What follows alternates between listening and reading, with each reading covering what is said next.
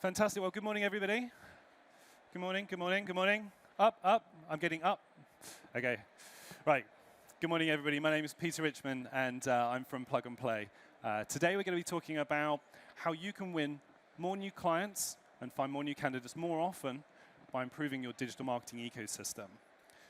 Now, for us, the digital marketing ecosystem is one of those where so many businesses do this badly because they're not actually focusing on the business metrics of marketing effectively.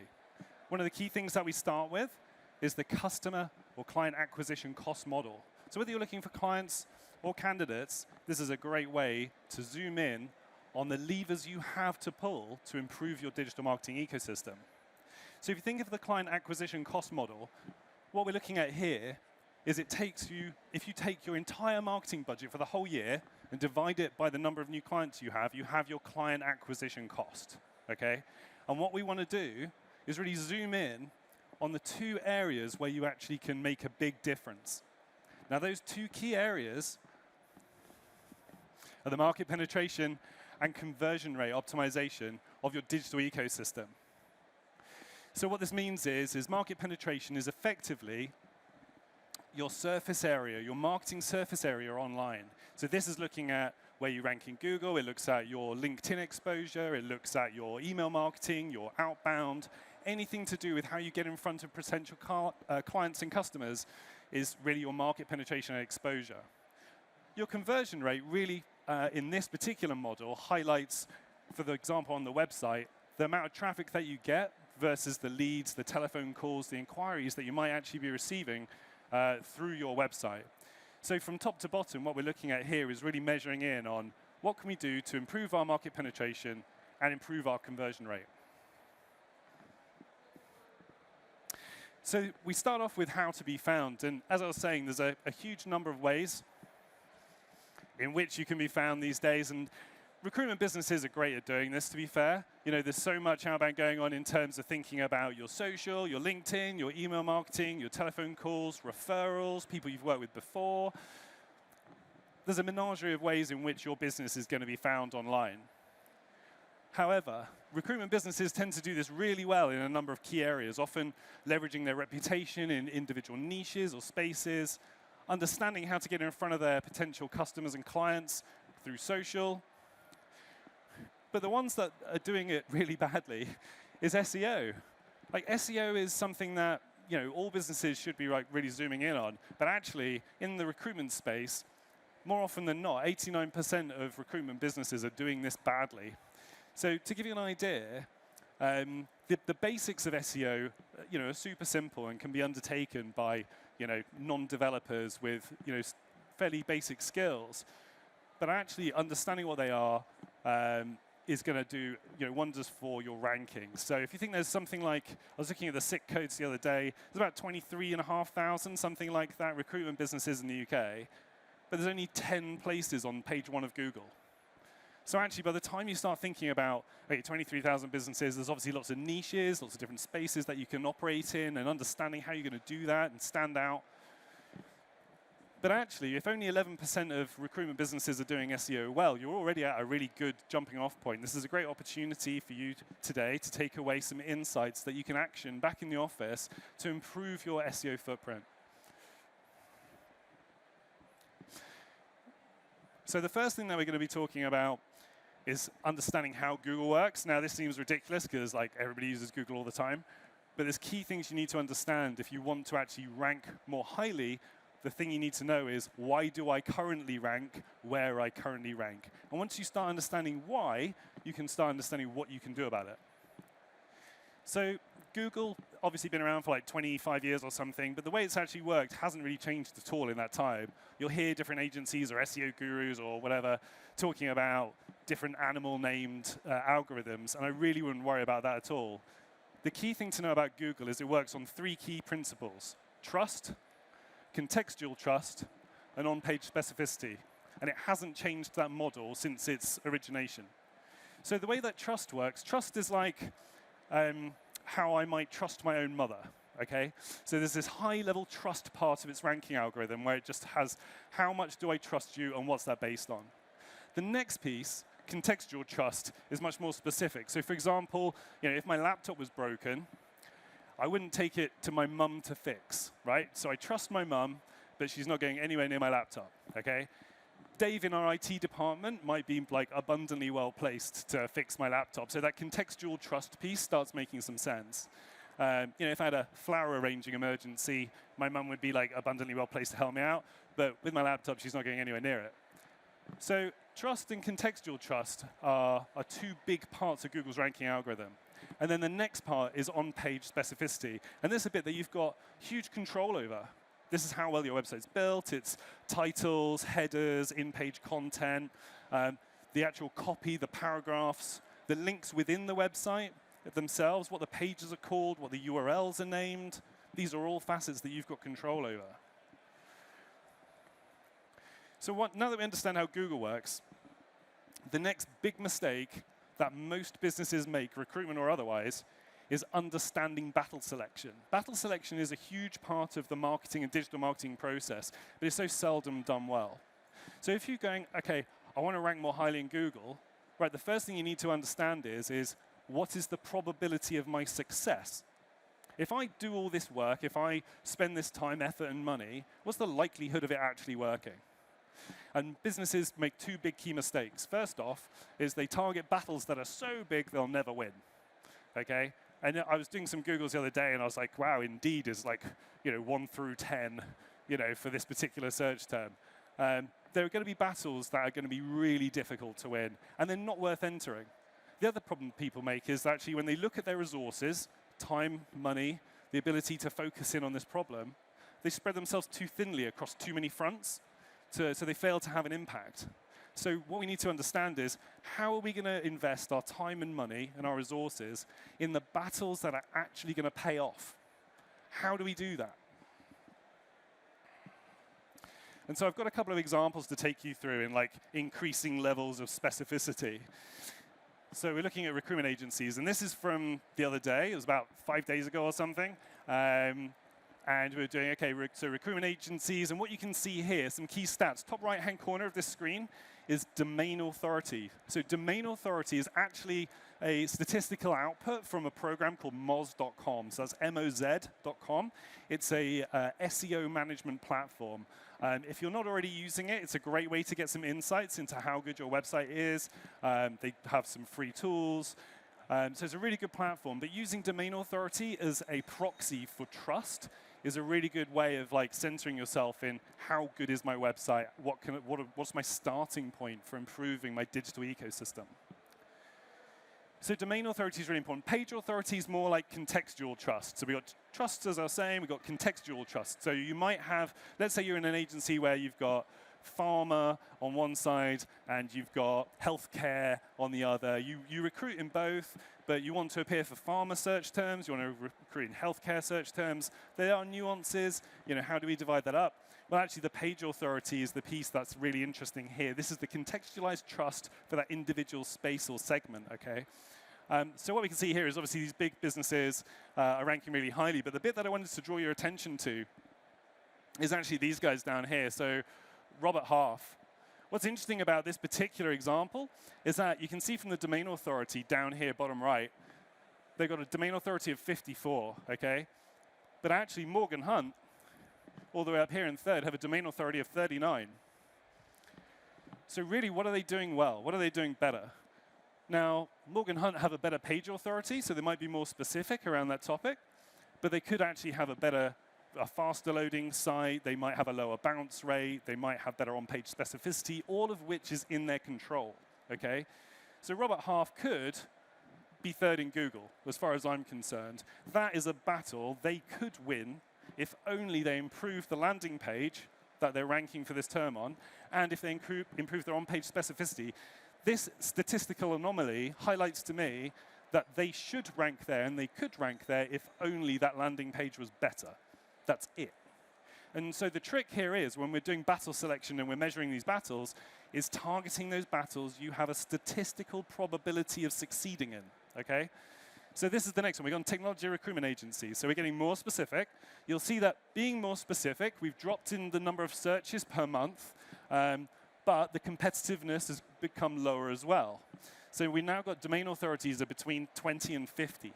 So again, when you sort of scan through them, and you can see quite quickly, page authority, domain authority, what opportunities do we have, to rank more highly? And there's a couple of good ones coming up. So if we look at fintech recruitment agencies, again, these guys here in the middle, fourth in Google, fintech recruitment services, they're obviously highly specific. What they've done is they've gone super niche, named the business, named the ranking, okay, fintech recruitment services. And so although their domain authority is only 10, by being super specific, they're actually able to outrank people with much higher domain authorities. So we're starting to think about, how can I be specific? How can I be trusted? How are we going to have a website that's really on point for that target audience, okay? So we're going to go even more specific, if my thing works. There we go. Fintech recruitment agencies London. So again, we've now got even fewer searches and even lower competitiveness. Now the point that I'm going to make here is about intent. There's going to be people who have Googled for like fintech recruiters, and then they're going to be like, nope, that's not what I'm looking for. And they kind of being more specific. And so there's possibly, this might be the third or fourth thing they've actually Googled before they start finding people they're realistically interested in picking up the phone to or sending an email off to. So the likelihood of conversion from a long tail keyword like this is much higher, because the user has kind of educated themselves by doing several Googles at this point to actually get to the point where they're able to zoom in on someone that they're actually interested in working with, okay? So when we're looking at doing this, so this is a really good example. This was, it's actually an example from a graduate recruitment agency that we work with. And one of their keywords that was ranking around 10th. And all we did was improve the on-page specificity by saying, right, what are the titles? What's the in-page content? What's the URL? And that's each dot is a week. So when people tell you, oh, this is something that takes months and months and months to sort out, it's not. The reputational factors take months. Domain authority takes months. Trust takes months. Making sure that your website isn't rubbish, actually quite quick. Google's going, okay, well, look, the following week, boom, you're up. And moving from like 9th or 10th in Google to 3rd in Google for the same search query is not a big play for Google. When they're A/B split testing and they're looking at who should we rank for things, Google's being really selfish. What it wants to say is, am I, Google, sending my customer to the place they want to find? That's all it wants to know. And so if it lands on your website and then that person bounces and goes back to Google and searches again or clicks on something else, Google's learning, oh, that wasn't very good. We won't send people there again. But actually get that flywheel the right way around, reduce the bounce rate, improve the on-page specificity, making sure that those messages are really highly aligned to those particular users. And this is what happens. This is a chart from Moz. This is page 1 positions in Google. The top, the blue positions are positions 1 to 3 of Google, and the green is positions 4 to 10. And what you can see here is just over a year, by doing nothing else than rebuilding the website, launching the website, that flywheel of people landed, they liked it, they didn't bounce, they did engage, will rank you for something else, and something else, and something else, and something else. And so Google is using your website as a valuable resource because it's saying, when I send people to your website, they like it. It's the thing they're looking for. And so Google's actually delivering its value proposition to its own customers by sending people to your website. And so we've got ourselves a challenge ahead of us, using a dongle. The challenge ahead of us is the strategy of choosing what not to do. And so if we're dividing out these battles that you're never going to win because they're too big, or you're trying to not battle on too many fronts, and spread your resources too thinly, choosing what not to do is absolute key. So I've got a couple of tips for success on this one point really here. And that's doing the basics well. As I was saying, only 11% of recruitment agencies are doing this well as it is. So there's a huge opportunity to actually improve what you're doing. Titles, key messages to the target audience. If they're landing and you've said the right thing, is it visually the right thing? If you're operating in a niche, are they visually seeing a reflection of themselves in your marketing?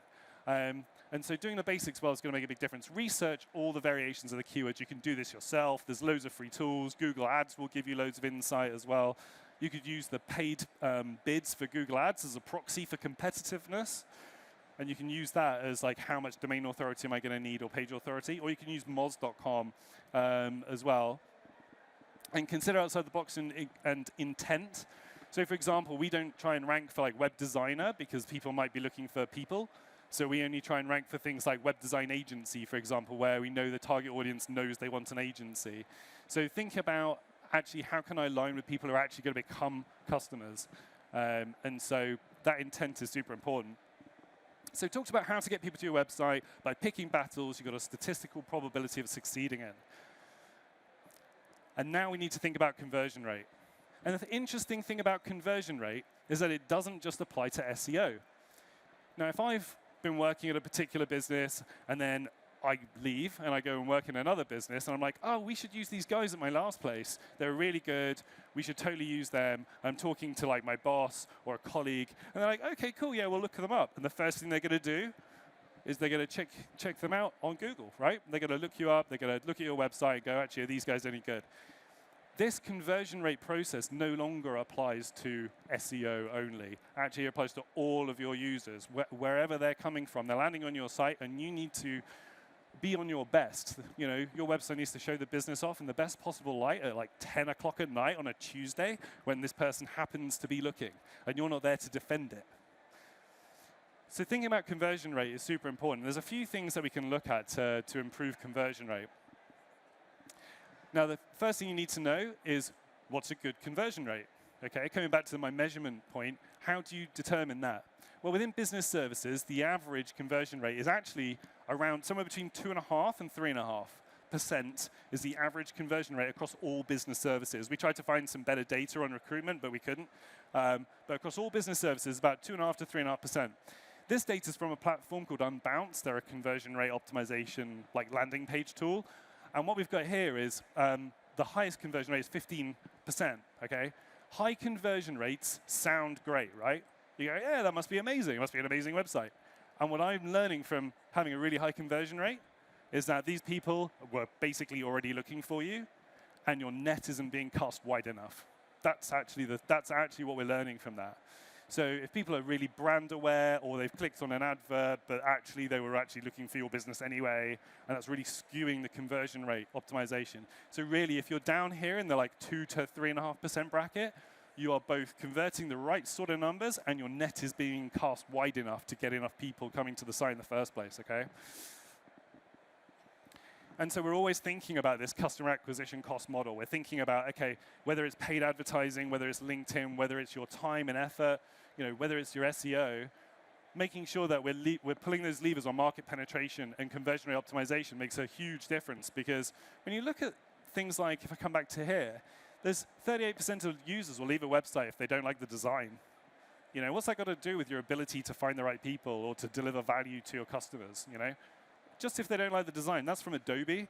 So they did a big data set on this, actually in professional services. And things like images not loading, or it takes too long to load, or it's a bit clumsy. You know those websites when you open them on your phone, and then it like jumps around a bit as you're trying to scroll through? That's super irritating. All of those factors that feed into poor customer experience actually feed into reducing your conversion rate. And they found that 39% of users will leave if a website is too slow. But what we found was that 70% of recruitment agency businesses' websites are too slow. Okay, so it makes a bad. This is actually from our white paper that we have. If you scan, you should have some like cookies on your chair. Don't worry, they won't track you. But if you scan the QR code, there's a white paper in there with data just on recruitment businesses. And you can see there, okay, well, actually, of the recruitment businesses that we've assessed, these were the outcomes of their various websites and things. So you can get some really good insights from scanning the QR codes on the leaflets. So there's a few things you can do straight away that'll make a big difference, you know, really quick impact. So ensure your website is fast. If you do nothing else from today, go to cloudflare.com and get a free account and hook your website up to Cloudflare. It's free. It's super fast. So that's like one thing everybody can definitely do. It's a content delivery network. It basically copies your website on multiple servers. So your website, if someone's searching for something in Manchester, it's served from a server in Manchester rather than from London or wherever. So it spreads the geographic hosting of your website across multiple physical locations. So it makes it much, much faster. Consider the content architecture. So for example, if you operate in multiple sectors, but those sectors and then subdivided into clients versus candidates, what are we doing with our URLs? How are we targeting, healthcare professionals or, I don't know, estate agents or whatever your sector is? How are we dividing out candidates versus clients? How are we providing them with the right messaging? How are we dividing out their user audiences? One of the other things to think about from this is the average conversion rate across business services happens between page 2 and page 4. Okay, so they've Googled for something, they've teleported into your website to wherever, probably not the home page, and then they're going to go through 2 or 3 or 4 pages, and then they're gone. So this idea about thinking about your website like a family tree can go in the bin, right? Your website is now a flow of 2 to 4 pages, and that's it. And so think of each opportunity to rank in Google as a different front door, and through that front door, they're getting that personalized experience of, I'm a client, I'm getting client messaging. I'm a candidate, I'm getting candidate messaging. I'm in this niche, and I'm getting that messaging. And they're moving through those 4 pages.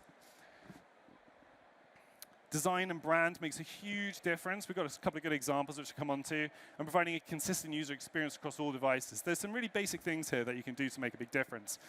Now, for me, there's obviously, slight vested interest, but there's a few businesses we think are doing this really well. Tempo, we love the brand. It's like a tremendous website. They've really zoomed in on their optimization of that flow from landing on their website to people signing up to their platform and logging in. So I love these guys. You can find out a little bit more about that case study on our stand, which is just behind us. So love that guy. Give a grad a go.